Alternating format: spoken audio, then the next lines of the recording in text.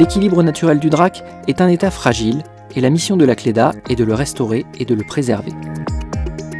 Au fil des années, de nombreuses extractions de matériaux en vue de protection ou de commercialisation, couplées à un rétrécissement du lit du Drac et à une géologie défavorable, ont provoqué un enfoncement du cours d'eau, ce qui déstabilise peu à peu l'ensemble des versants dont les conséquences à terme sont importantes.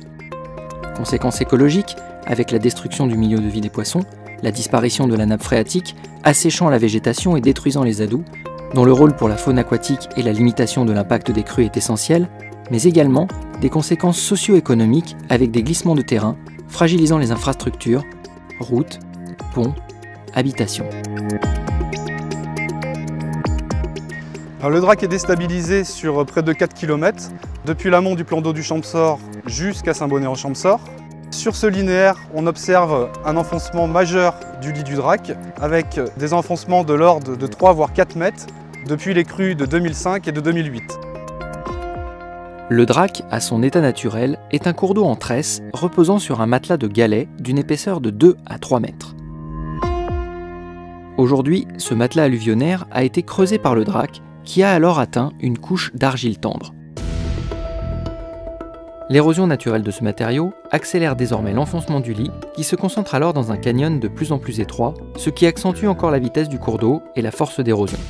Ceci renforce encore l'enfoncement et le phénomène se perpétue et s'accélère. Aujourd'hui, le Drac menace directement la digue du plan d'eau.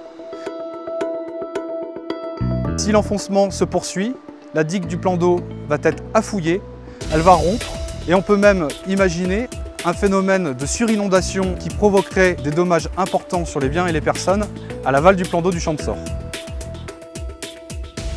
Ce phénomène d'enfoncement est actuellement bloqué par un seuil en amont du plan d'eau du Champsaur qui retient les galets et préserve le lit à l'amont. Mais cela crée un fossé au pied de ce seuil qui se creuse de plus en plus et provoquera inévitablement son effondrement. La conséquence la plus directe est une aspiration de l'ensemble des matériaux situés à l'amont et donc nous allons avoir un enfoncement du lit du Drac qui se propage indéfiniment vers l'amont. Et après étude de différentes possibilités, une solution pertinente, réalisable et pérenne a été retenue. Alors pour remédier à cette déstabilisation, en fait, la Cléda travaille depuis plusieurs années avec des bureaux d'études. Et la solution, en fait, elle consiste à élargir le lit. Aujourd'hui, on a un lit qui fait à peu près 30 à 40 mètres de large. On va rétablir une largeur de 80 mètres minimum et aller jusqu'à 200 mètres pour dissiper l'énergie des crues.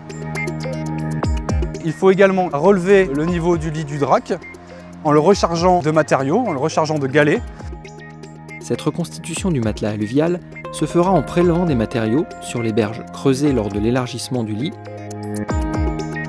mais également avec des apports externes de galets issus de curages d'entretien nécessaires sur les cours d'eau annexes au Drac.